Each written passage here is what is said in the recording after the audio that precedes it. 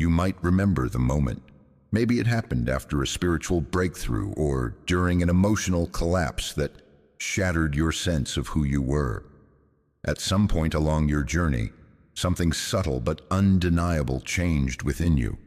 You glimpsed the illusion behind life, the endless distractions, the unconscious habits, the mindless chasing, and in that rare moment of clarity, silence replaced the chaos. It felt profound. It felt like a door had opened to something beyond the ordinary. But then something else crept in, not all at once, and not violently, but softly, almost imperceptibly. A quiet erosion of meaning began. The vibrant energy that had once accompanied your spiritual insights started to fade. Slowly, life began to feel muted, like someone had turned down the volume and you didn't know where the dial was anymore. You stopped striving, not out of despair or apathy, but in a deep existential sigh of resignation. You just didn't see the point of it all anymore. There was no meltdown, no drama, just this quiet numbness. And if you felt that way, you're not alone. There's a strange irony at play here, one that nobody warns you about. We assume that spiritual awakening should awaken our zest for life, ignite a blazing passion for truth, love, and purpose. But for many, especially those who feel deeply, who question deeply, who have spent years chasing meaning, the opposite happens. Instead of feeling energized, they feel hollow. Instead of catching fire, they feel extinguished. I remember a friend of mine, highly intelligent, spiritually engaged, the kind of person who could quote Eckhart Tolle, Alan Watts, and Krishnamurti without missing a beat. She had a profound awakening after enduring a dark night of the soul. In her words, she finally saw through the illusion of identity, of ego, of all the games we play to chase external validation. And yet, just 2 months later, she was lying in bed, staring at the ceiling, unable to care about anything. She told me, "I used to feel stressed about not achieving enough. Now I can't even care whether I do anything at all." It's a paradox that Carl Jung, the Swiss psychiatrist and founder of analytical psychology, recognized long before spiritual awakening became a buzzword on Instagram. He didn't use the trendy language of modern spirituality, but he understood the psychological mechanisms behind awakening better than most. Jung said, "Enlightenment doesn't come by imagining figures of light, but by making the darkness conscious." Sounds poetic, doesn't it? But if you sit with it long enough, it reveals its brutal truth. Spiritual awakening isn't a glorious finale. It's not the reward. It's the beginning of the unraveling, of the psychological death of the person you thought you were, the death of the ego's illusions. You begin to lose grip on everything that once gave your life structure, your ambitions, your routines, your relationships, even your sense of time and identity. But, and this is crucial, your ego doesn't vanish. It doesn't disappear into nothingness. Instead, it becomes disoriented. It loses its map. And when the ego no longer knows where it's going or what it's supposed to be doing, motivation fades. Not because you're lazy, not because you're depressed in the clinical sense, but because you're suspended in a strange psychological in-between. You've woken up from something, but you haven't yet woken up into something else. This space, this fog, is rarely talked about in spiritual circles, but Jung knew its importance. He believed our modern society does everything in its power to skip this phase, to distract us from it, to label it as dysfunction. But he saw it as sacred, a necessary void, a pause in which the old self dissolves and something more authentic has the chance to emerge. You're not broken, you're not behind, you're simply in limbo. And in that limbo, your old motivational systems begin to collapse. The drive that once came from a desire to prove yourself, to achieve, to win, to be admired or accepted, just doesn't work anymore. because those goals belong to a persona that no longer feels real to you. They were costumes tailored to a character you no longer believe in. Jung called that character the persona, the mask we all wear to navigate society, and awakening strips that mask away. So here you are, like an actor who has stepped off stage, suddenly realizing they don't know who they are without the script. You didn't lose motivation. You outgrew the fuel that once kept you going. The world may interpret your stillness as a crisis, but Carl Jung saw it differently. He believed that the goal wasn't to get rid of the ego, but to integrate it, to bring it into alignment with something deeper and more lasting. He called this process individuation, the journey of becoming whole. And this whole self, this true self, isn't concerned with status or appearance or metrics of success. It cares about truth.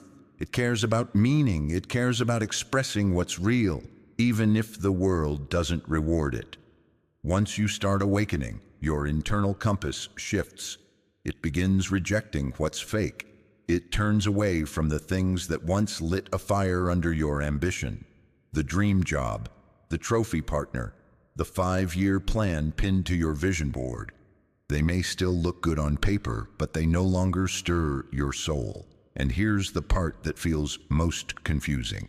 You still want to care. You want to feel inspired again, but you can't force it. You can't fake it, because your soul won't let you. It's in the middle of a massive recalibration.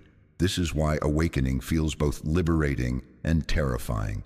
The freedom is real, but so is the disorientation. Jung warned that if you stop here, if you stay in this suspended space, you may fall into a trap he called spiritual bypassing. It's when people convince themselves that because life is an illusion, nothing matters. That detachment means disengagement, that because ego is false, the world is pointless.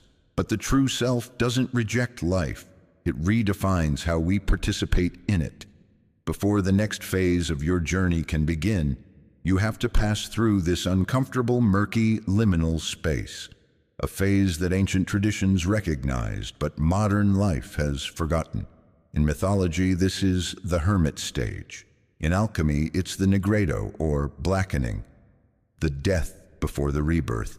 You are no longer the caterpillar, but you are not yet the butterfly. You are goo, undifferentiated, directionless, and unproductive.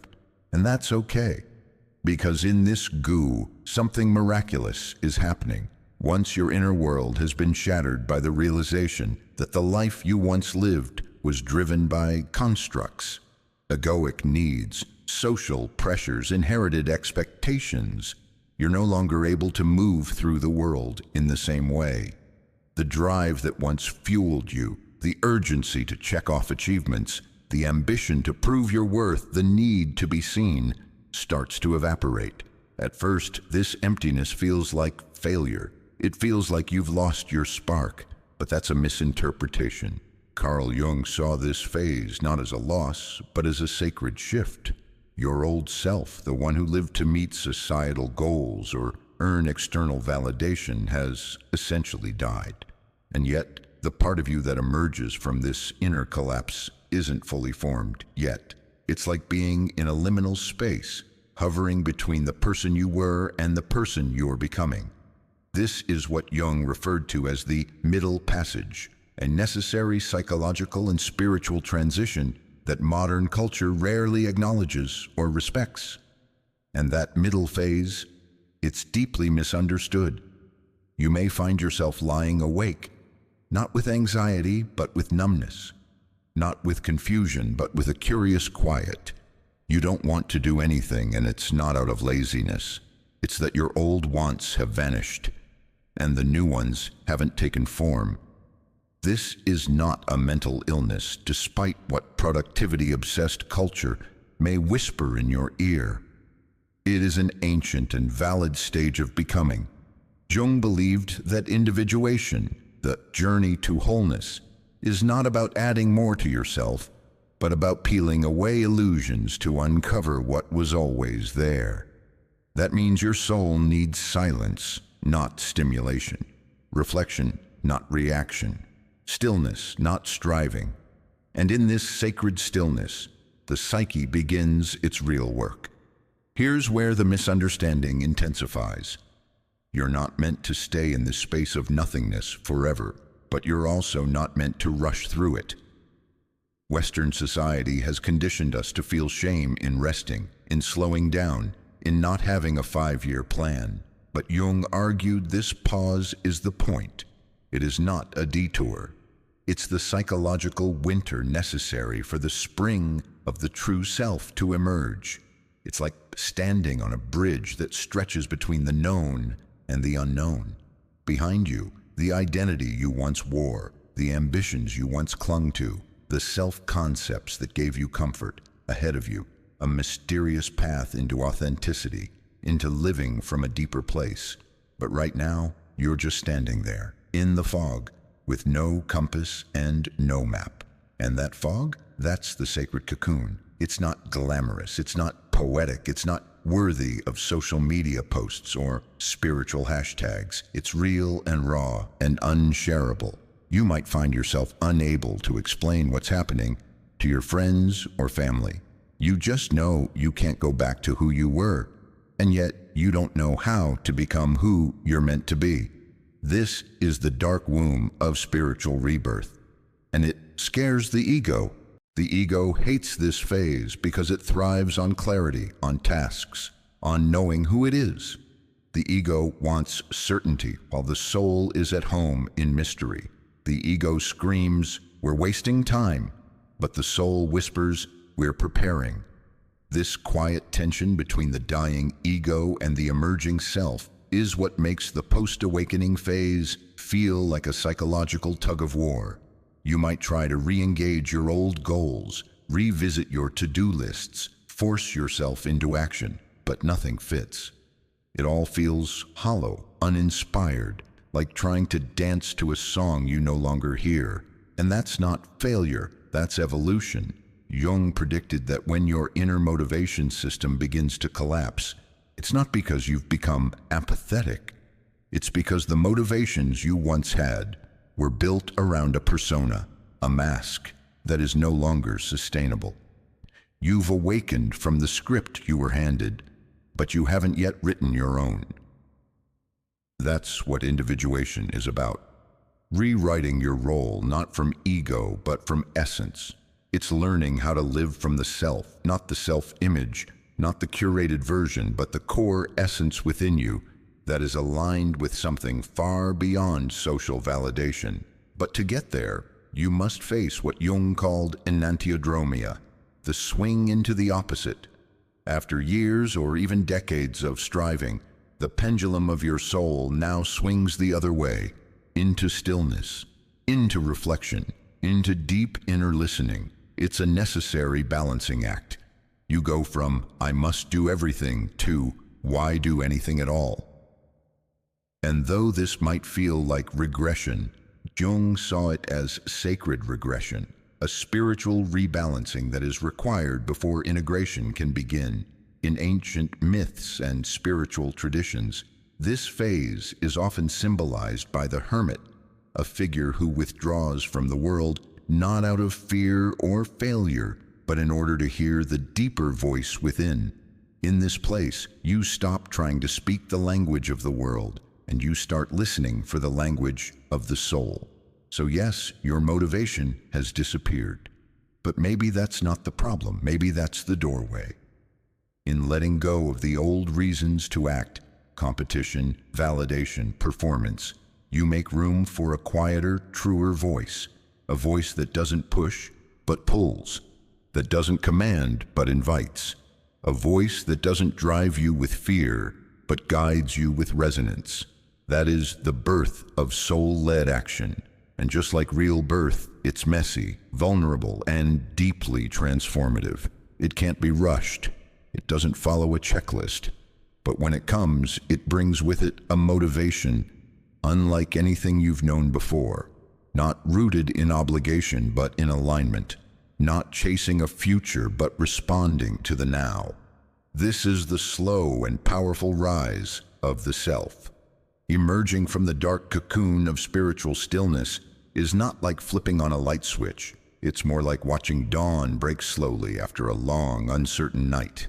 There's no trumpet announcing your rebirth, no clear milestone to prove you've arrived. But something begins to shift deep within, a quiet inner gravity pulling you toward a new center. This new force isn't external. It doesn't come from career titles, social approval, or checkbox goals. Instead, it's an intuitive draw, a magnetic pull toward authenticity, creativity, truth. It's the soul nudging you to live not from who you think you should be, but from who you are, underneath it all. Carl Jung called this the emergence of the symbolic life. To live symbolically means to infuse everyday existence with meaning. It doesn't mean retreating into fantasy or mysticism. Rather, it's about living in a way where each act, no matter how small, is aligned with inner truth. Making a cup of tea becomes a sacred ritual. Writing in a journal feels like communion. Saying no to a job offer isn't just a career move. It's a deep affirmation of self-worth. This shift is subtle but profound. You are no longer living on behalf of your ego, but on behalf of your soul. And here's the paradox. Motivation returns, but not as you knew it. It doesn't show up as restless urgency or the need to prove something. Instead, it feels more like a quiet clarity, a sense of knowing, a creative impulse that says, this is what I'm meant to build. This is what I'm meant to express. You might find yourself waking up early, not out of obligation, but because inspiration stirs before the world does. You stop chasing motivation and begin responding to inspiration. What you once called productivity is now replaced by presence. What you once labeled as achievement becomes alignment. You no longer live to impress, but to express. You act not to earn your place in the world, but to offer something sacred from within you. This is the mature fruit of the spiritual awakening journey. It doesn't look flashy. It's not always glamorous. There may be no applause, no social status upgrades.